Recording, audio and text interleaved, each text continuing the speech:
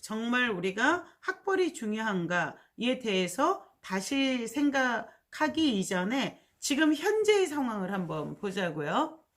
요즘에 포켓몬빵이 아주 사람들이 열광을 하기 시작했어요.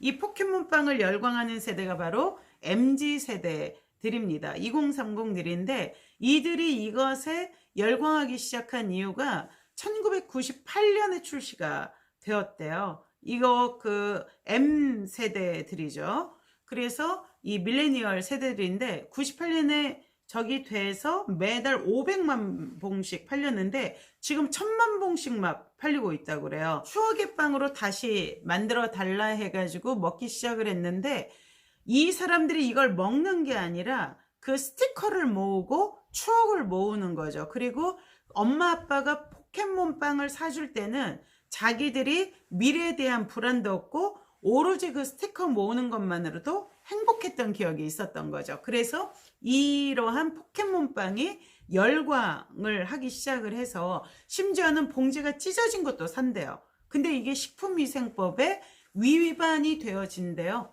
그러면은 안 된대요. 그게. 그리고 그런 것을 팔아서도 안 되고. 근데 그래도 열풍이라서 심지어는 뭐 1,500원짜리 빵이 15,000원, 15만원 막 이렇게도 팔린다고 그렇게 보도가 되었더라고요. 학교를 다니는가 다니지 않는가, 학벌이 있는가 없는가는 문제되지가 않습니다.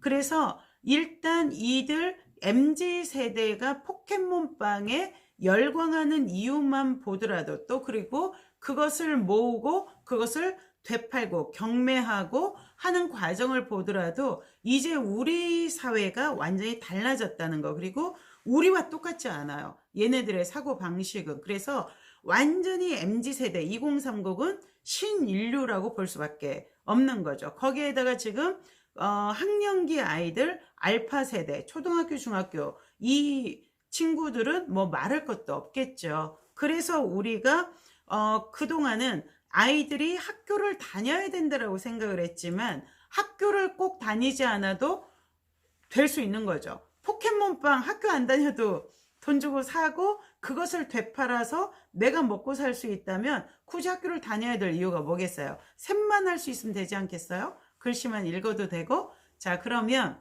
우리가 이 소크라테스식 사고방식으로 한번 생각을 한번 해보죠. 먼저 우리한테 확고한 상식은 학위가 취소되어서 안타깝다. 왜? 우리가 기존에는 학위가 있어야지 취직을 했었어요. 그렇기 때문에 학위가 없어졌다는 것은 취업이 안 되는 거고, 취업이 안 되면 뭘 할 수 없죠? 돈을 못 벌어요. 그래서 굶어 죽는다까지 우리의 무의식에서는 추론을 하게 되는 거죠. 그런데 조금 전에 우리가 포켓몬빵 이야기했지만 MZ세대 아이들은 그렇게 직업을 꼭 다녀서 그렇게 돈을 벌어서 먹고 사는 아이들이 아니라는 거죠. 그렇기 때문에 우리가 확고하게 상식된 인식, 의견 찾았죠. 이것을 한번 생각해 보세요. 학위가 없으면 살 수 없다. 예외가 있나요, 없나요?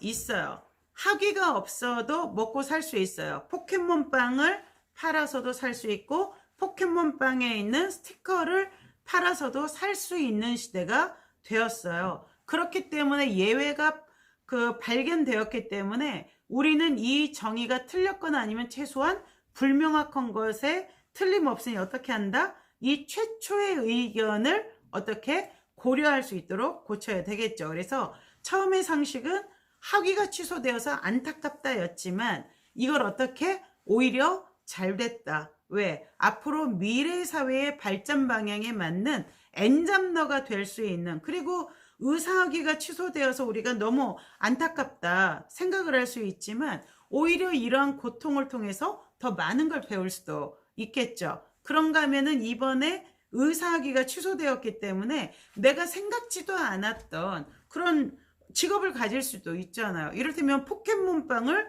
디자인하는 사람이 될 수도 있는데 그게 더 나를 행복하게 할 수도 있는 거죠. 그래서 우리가 이렇게 새롭게 다른 생각을 할 수 있다는 거죠. 하지만 지금 제가 말한 게 여러분들이 듣기에 어때요? 너무 억지스럽고 억측인 것 같죠? 너무 현실에 맞지 않는 것 같죠? 그럼 어떻게 해요? 처음부터 다시 돌아가서 다시 생각을 해보는 거죠. 이게 바로 소크라테스식 사고 방식입니다. 그래서 여러분들이 아이들을 키우거나 학생을 지도할 때도 똑같이 아이가 어떠한 이야기를 할 때 선생님이 보기에는 그건 아니에요. 엄마가 보기에도 그건 아니에요. 그럼에도 불구하고 아이가 주장을 할 때는 어떻게 해요? 똑같이 우리가 이 소크라테스처럼 생각을 한번 해보는 거죠. 자, 그러면 두 번째, 확고한 상식. 공부를 잘해야지 잘 산다. 이거 뭐 일반적인 인식이잖아요. 공부를 잘한다는 거 국영수 사과를 잘한다는 거죠. 자, 그러면 이러한 의견이 어떻게 진실일 수 없는 상황이나 환경이 있는가? 오늘 우리가 텃밭에 가서 제가 이 벚꽃이 막 피어 있어 가지고 그 텃밭에서 무엇을 했냐면은 파티했거든요. 근데 내가 가지고 간 것은 뭐 시장을 한 4만 원어치 봤어요. 근데 실질적인 상은 막 정말 한 몇십만 원어치 그 뷔페를 부른 것 같이 차려졌거든요. 근데 거기에는 돈만 가지고 한 것은 아니죠. 텃밭에서 키운 뭐 무랄지 시금치 이런 걸 이용해서 만드는 식사도 많았거든요. 그렇기 때문에 우리가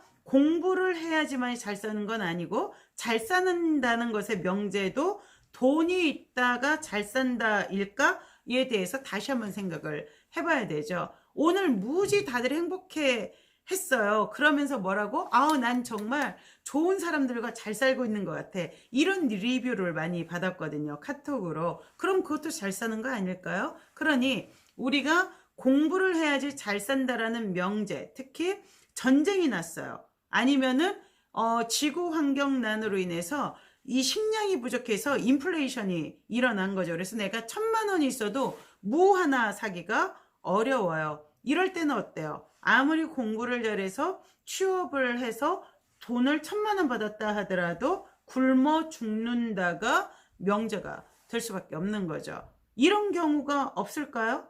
여러분들 전쟁, 공부를 잘했어요. 전쟁 났어요. 폭탄 맞았어요. 어때요? 잘 산다고 볼 수 있나요? 아니잖아요. 그리고 푸틴도 머리 엄청 좋았을 거 아니에요. 하지만 결국 뭐 했어요? 다른 사람 생명까지 잃게 하는 무엇을 하고 있어요? 지금 전쟁의 수장이 되어지고 있잖아요. 그러니까 이 공부를 잘해야 잘 산다는 명제도 맞지 않아요. 그렇기 때문에 일단 여러분들은 여기에 새로운 명제, 최초의 의견이 문제가 있으니까 또 다른 예외가 발견되었기 때문에 이것을 다시 처음부터, 그렇다면은 그 공부를 잘해야 잘 산다라는 명제를 또다시 바꾸어서 그렇지 않을 수도 있다. 그러면 거기에 대한 문제를 가지고 또다시 이야기를 해 나가는 거죠. 이걸 소크라테스는요, 아고라 광장에서 30년을 했대요. 시민들과. 여러분들, 우리가 이 유태인들의 하브루타 그 수업 알고 계시죠? 토론 수업. 답이 없는 명제를 가지고 끊임없이 질문하고 답을 해요. 그러면서 얘네들이 이 사고력이 엄청나게 그 발달을 하는데, 얘네들은 유태인들 같은 경우는 하브루타 질문법만 가지고 아예 1년을 같이 짝지어진 사람하고 1년을 공부를 합니다. 그렇게 공부를 하면서 거기에 대한 답과 그리고 안내를 누가 해주냐면 랍비가 해주죠. 근데 얘네들이 1년 동안 그 공부만 할 때 그 유태인들 18살 정도에 결혼하거든요. 그때 결혼을 한 사람도 무엇을 해요? 그 아내가 1년은 먹는 걸 책임을 져요. 먹고 사는 걸. 그리고 이 남자들은 오로지 그렇게 답이 없는 질문에 끊임없이 토론을 하는데, 바로 이러한 사유의 방식이 돌고 도는 거죠. 근데 이게 중요한 게, 우리가 이러한 질문을 가지고 의식을 집중할 때 뭐가 일어나요? 시냅스가 막 활성화 되기 시작하죠. 그런 걸 뭐라고 그래요? 자각이라고 하죠. 이게 각성이 되어지는 거죠. 그래서 뇌가 점점점 발달을 할 수밖에 없는 거고, 사고력이 깊다는 것은 많은 그 상황의 수를 열어놓는 거예요. 그래서 유태인들이 사업에서 성공을 하고, 그리고 많은 그 노벨상 수상자가 있는 것도 바로 이러한 사유 방식의 훈련에서부터 오는 겁니다. 자, 우리 확고한 상식. 학생은 직업을 가지기 위해 학교를 꼭 다녀야 한다. 정현 선생님, 이거 맞나요? 아니에요. 네, 우리가 이미 포켓몬 빵에서도 이야기를 들어봤고, 그리고 정현쌤 농부시잖아요. 직업 아닌가요, 그거? 네.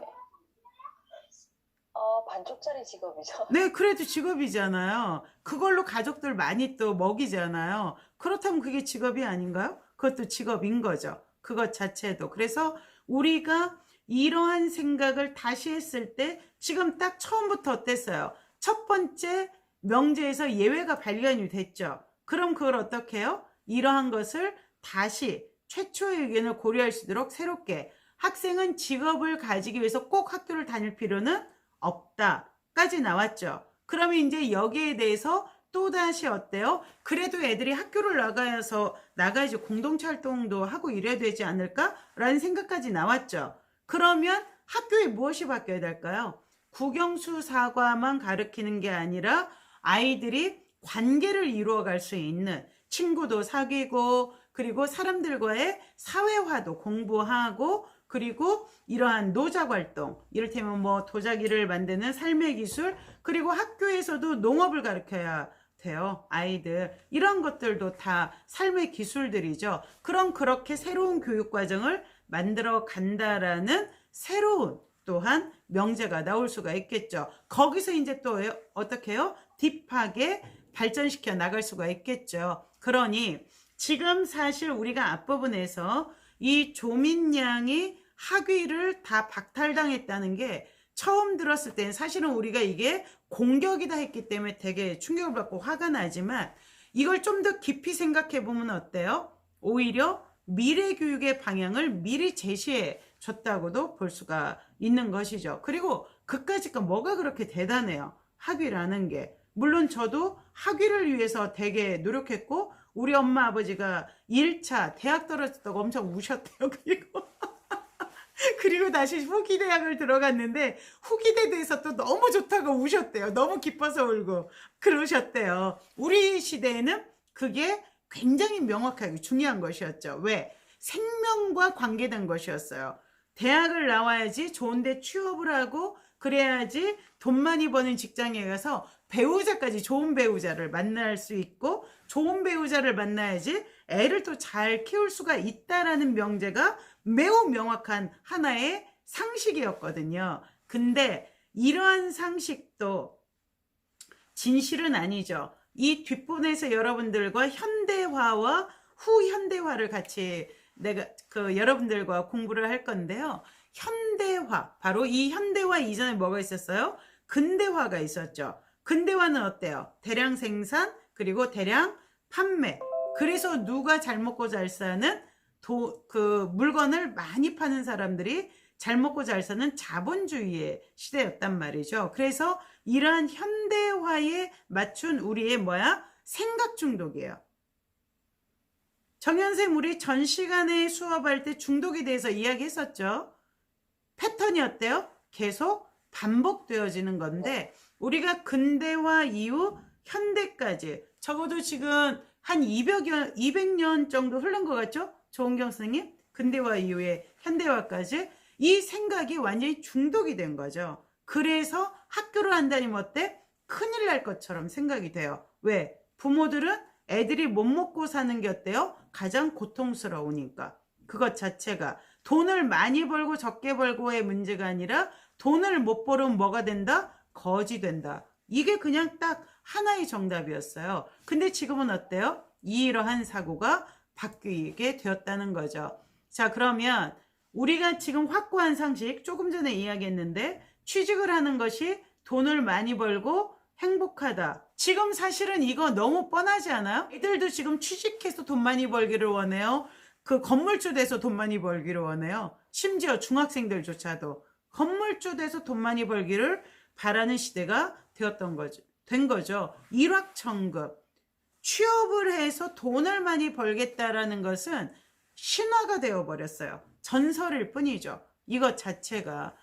자, 그래서 그래서 이것도 분명히 어때요? 이미 예외가 사항이 발견이 되어졌죠. 그러니까 우리가 가지고 있던 모든 상식들, 이를테면 아이들이 지금 현재의 밀레니얼 세대들, 이를테면 10대, 20대, 30대 애들이 꼭 우리와 같은 부모나 어른들에게 지도를 받아야 될까요? 우리는 어떤 사고를 가지고 있어요?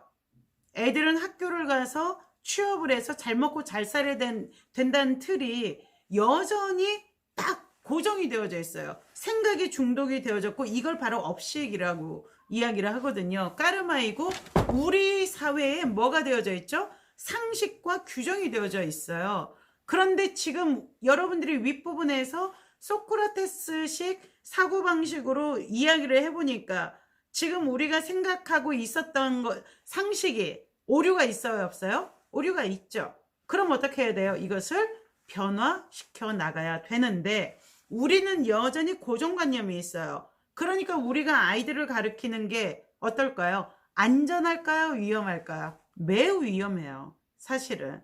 왜냐하면 애들이 살아갈 시대는 전혀 다른 규정과 다른 시대상을 가지고 있는 시대이거든요. 그런데도 우리는 여전히 애들이 학교에 공부 잘해서 성실하게 뭘 하기를 원해요? 그 직장 생활 하기를 원하죠. 근데 애들은 이미 뭘 팔고 있어요? 포켓몬 빵을 팔아서 뭘 하고 있어요? 돈을 벌고 있어요. 옛날 우리 같은 경우는 부모님들한테 선생님 맞지 않았겠어요? 그런 거 가지고 사행성 저기를 한다고? 근데 지금 애들은 경매나 이런 것들이 너무나 당연한 거고요. 부동산도 그냥 사지 않죠? 경매로 사고 있잖아요. 아이들이. 그 경매 나온 물건들은 사실은 물건 주인의 피눈물 있는 물건들이 많지 않아요? 솔직히 말해서. 그런데도 불구하고 그건 상관이 없죠. 일단 싸게 사서 어떻게 한다? 많이 남긴다라는 생각이 많은 거죠. 그거 다 누가 가르쳤어요? 우리가 가르쳤잖아요. 우리가. 그렇기 때문에 이러한 오류가 있음에도 불구하고 계속 우리가 이 학교 교육과 공부를 집착적으로 이야기를 해야 되는가 하는 거죠. 근데 그럼에도 불구하고 여전히 학원 보내고 코로나 시대에도 학원이 더 성업이었잖아요. 그 이유 바로 이 현대화입니다. 현대화. 여기에서 핵심이 바로 궁극의 선이라는 거죠. 이 경제 성장은 결국 지금 뭐와 환치가 되어져 있죠? 돈이죠. 지금 운과 돈과 복을 똑같은 걸로 여기고 있잖아요. 운이 좋고 복 있는 사람들은 뭘 많이 가진다? 돈을 많이 가진다. 그래서 그가 뭐가 된다?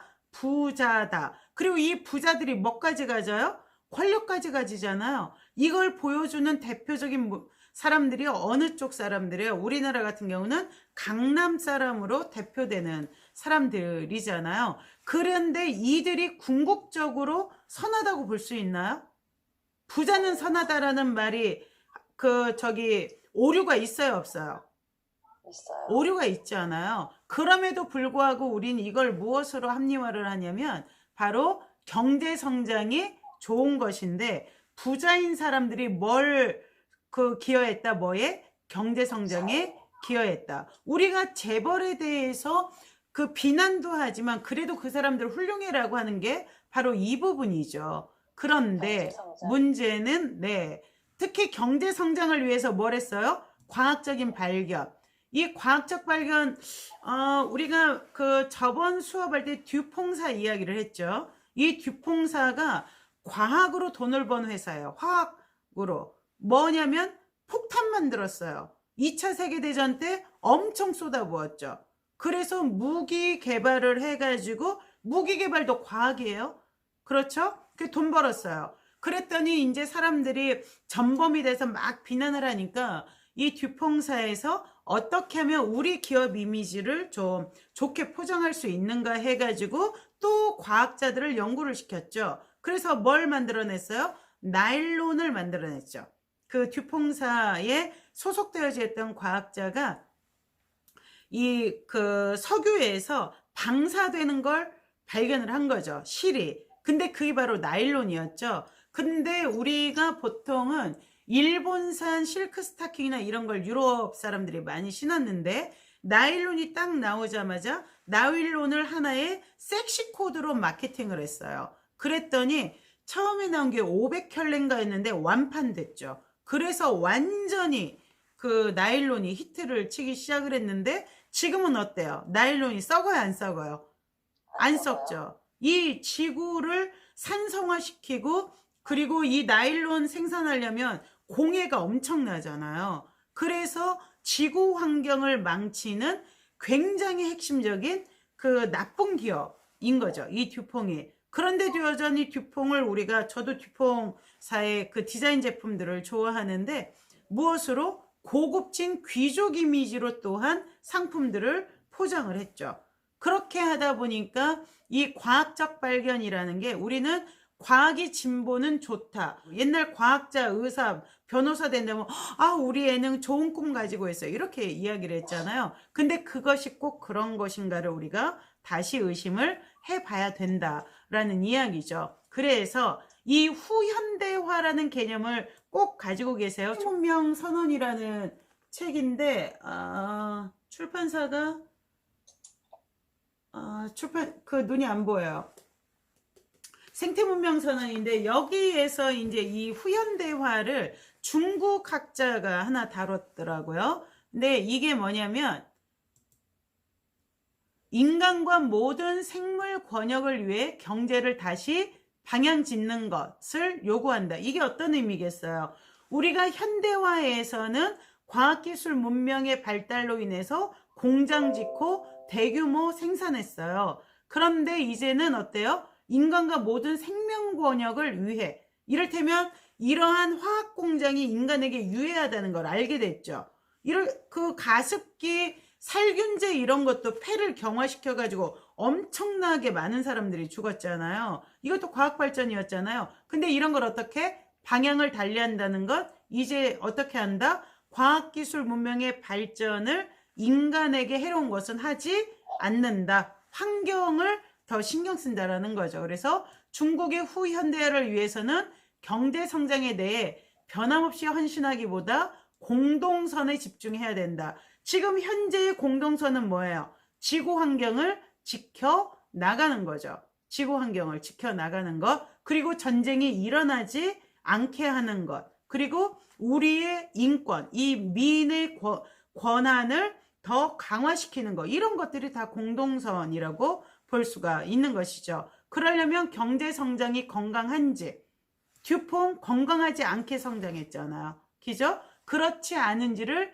인식해야 하고, 건강한 성장은 그 생태적 책임을 다하면서 인간 공동체의 이익을 위해 봉사한다는 것을 인정해야 된다. 그렇기 때문에 후현대화는, 제가 이 메타버스 스쿨 혁명의 핵심은 슬로우 라이프, 오히려 예전의 자급자족적인 슬로우 라이프의 그런 교육 환경 그리고 라이프 스타일을 가져야 된다고 했는데, 후현대화라는 게 바로 그러한 개념을 가지고 있는 것이죠. 우리가 AI가 발전하고 4차 산업혁명 발전하고 디지털 온라인 교육이 발전한다 하더라도 뭘 잡아야 돼요? 이것을 잡아야 되는 것이죠. 모든 아이들이 온라인에 접속이 되어져 있어요. 하루에 매일매일 일정 시간을. 그러한 상태에서 어디로 애들이 지금 급속하게 빠져 들어가냐면은 바로 디지털 포르노와 그리고 디지털 게임 등인데,